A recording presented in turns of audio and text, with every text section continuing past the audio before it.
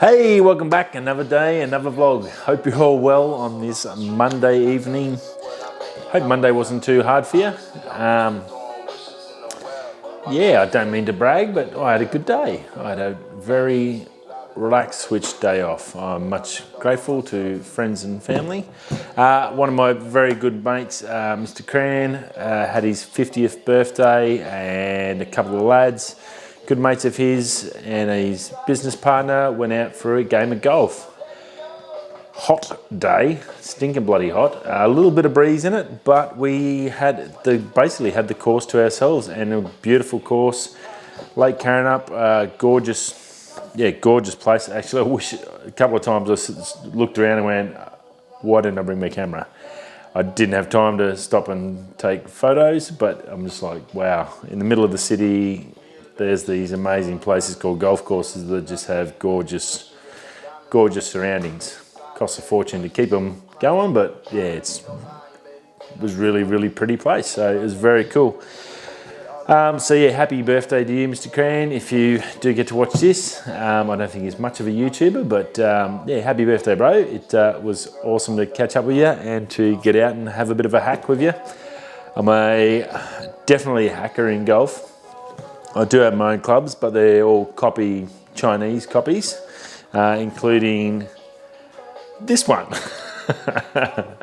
I think it was, my R15 tailor-made number one driver that the head flew off the shaft. It stripped the threads out of for the bolt that holds this on. There's basically a little bolt that goes down there into the shaft, and that just stripped the threads out mid-swing.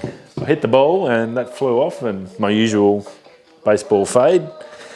And yeah, then the head come over the top. It was pretty funny. And of course, it was at tee number 10, right in front of everyone having lunch. So yeah,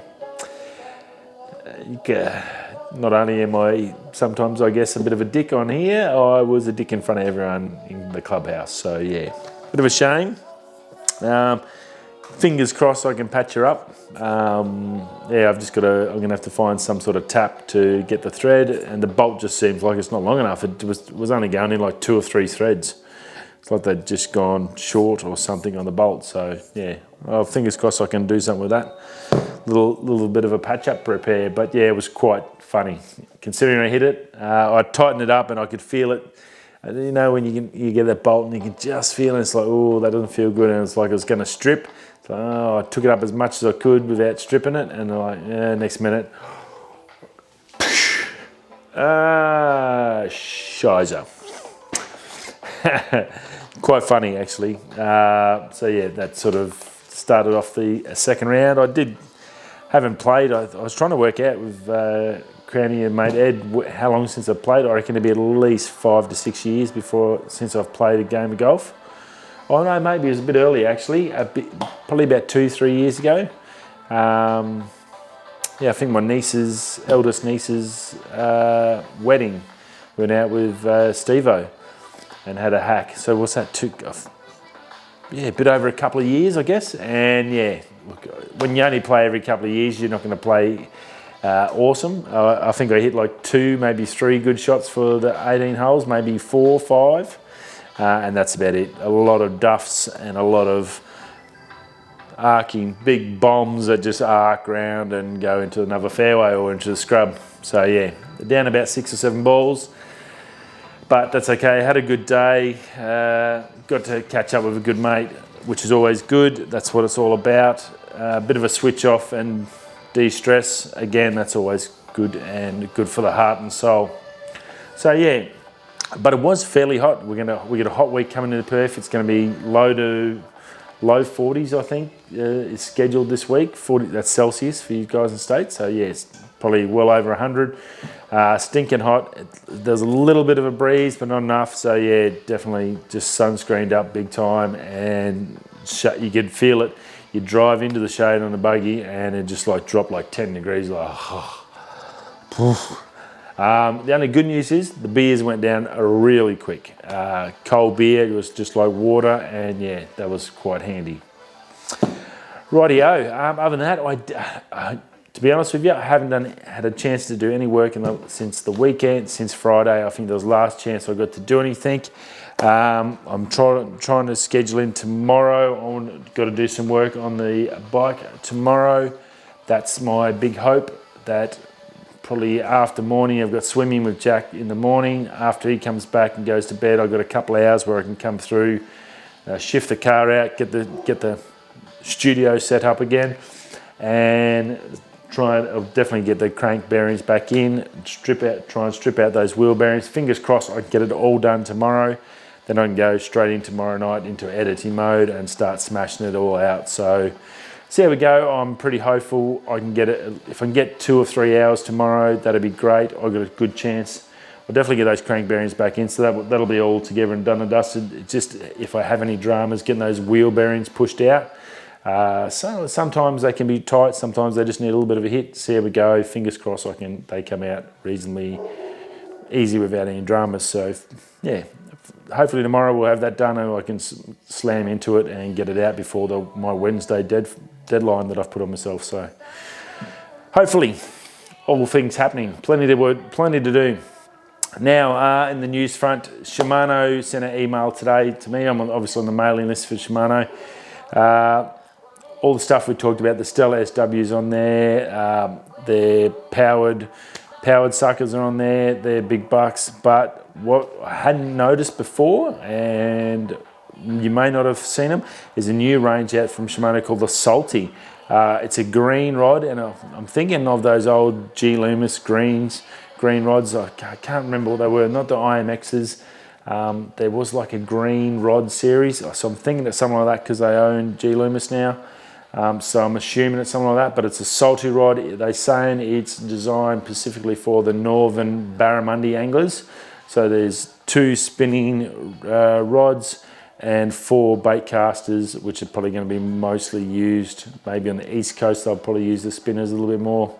Most of the territory boys will be all on bait casters.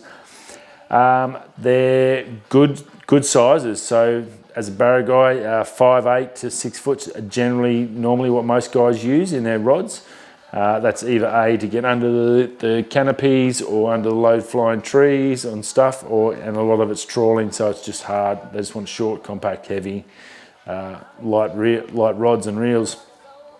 And they go from 5'8" out to 7 foot. And they're RRP of 329, so good quality rod. They've got most of the technology in there from Shimano and gloomis wrapped in there, so you know it's going to be definitely a quality rod. It's not a high-end rod, but your $1,000, $700 to $1,000 range. It's probably not an Ian Miller special, which is the dream of us all, but a good solid rod, the 329.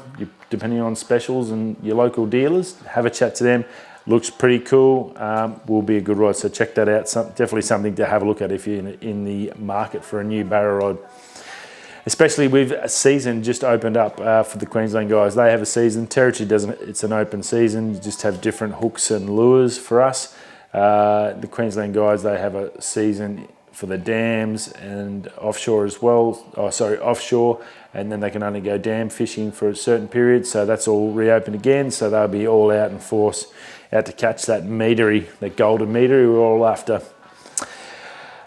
James Bond, new trailer for that, No Time to Die, 25th of April. That's coming out. Can't wait for that. Looks really, really good. James Bond, what more do you say? I don't think I've watched one that hasn't been worthwhile watching. You get a couple here and there that you've got your favourite James Bonds. I think still probably from my era when I grew up, it was Roger Moore, and he was pretty darn cool. Oh, what's happened here? Oh no, it's still working. Sorry, my apologies. So Roger Moore, he was probably my favourite one. You do get ones like Sean Connery, you get your quintessential Bond woman. So depending on what era I think you grew up, is to watch your favourite. There was ones that sort of hit and miss. your Timothy Daltons, unfortunately, that other Aussie, geez, I can't remember the name, how rude's that? The other Aussie, James Bond, that that was terrible. He actually was only a one and then sort of moved on. It just didn't happen for him. But the last 4 or 5 have just been fantastic. Very action related. You've got all your jumping from buildings, all that high explosive stuff. Very much in the mould of your Fast and Furious as well. They've got all that stuff in there, so it's guaranteed to keep you entertained. It's good quality entertainment, and the Bond stories always seem to have a decent Bond story. They seem to be, at this point in time, reimagining previous villains and then weaving them into the Bond story. And it seems to be working well. I've enjoyed it. The last couple have been Mr. White and all that sort of stuff. That's all gone really well. So much appreciate that. Can't wait for the new one. So that'll be out 25th of April. New big trailer dropped today, obviously with the Super Bowl, and that's what we're going to move into next. That halftime Super Bowl show. There was a heap of stuff happening. Big congrats to the Kansas City Chiefs. First time in 50 years they've won the Super Bowl. To be honest with them, I wouldn't have even imagined them in there. So they've obviously had just an amazing season. Their young quarterback, he's got MVP of the league, MVP of the Super Bowl, had a blinder of a year, just gone berserk. They come from behind. They were 20-10 down, and in the final quarter, bounced back to win 31-20. So that's just amazing. 10 points down and get 21 points is just insane, and shut down an opposition. Once you get to that level, shutting down an opposition is super, super tricky. Or it's very rare that you get that sort of blowout or that massive scoring in one small quarter. That they always seem to find a way to shut stuff down. Obviously, they couldn't hold these Kansas City guys. They just come out fired up and just went to town and had a massive win. I'm sure in Kansas it will be just crazy and going nuts. 50 years for their first win. You can only imagine those guys, those long, stalwart supporters that have been watching their team for 50 years, have finally got a victory. Awesome for them. That's what it's all about, giving your supporters and your team. It's great for your team and your players. It's your dream as a sportsman.